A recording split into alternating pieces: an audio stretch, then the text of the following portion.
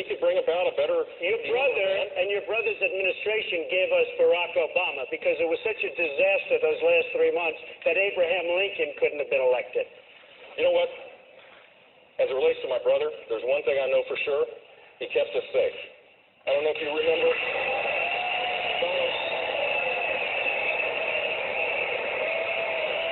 You remember the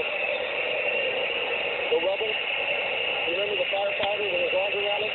We sent a clear signal that the United States would be strong and fight Islamic terrorism, and he did keep us safe. I don't know. You feel safe right now? I don't feel so safe.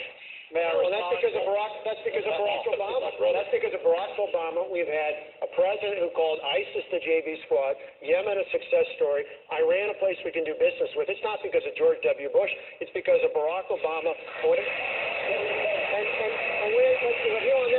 On that point, though, whether we're talking about national security, foreign policy, or we're talking about domestic policy, or the collapse of the economy. The key issue here is talking about leadership. Now, there's a lot of great people up here, and you've heard a lot of great ideas out there. But I would ask the American people, look at who's been tested. When there were 100,000 protesters in my capital, I didn't back down. When they issued death threats against me and threats against my family, I didn't back down. When they tried to recall me, I didn't back down. And when they made me one of their number one targets last year, I didn't back down. Give me the chance to be your president. Thank you, Governor. I won't back down on any of these issues. Senator Paul. The remark was made that there hadn't been anyone else on the podium opposed to the Iraq War. I've made my career as being an opponent of the Iraq War. I was opposed to the Syrian War. I was opposed to arming people who are our enemies.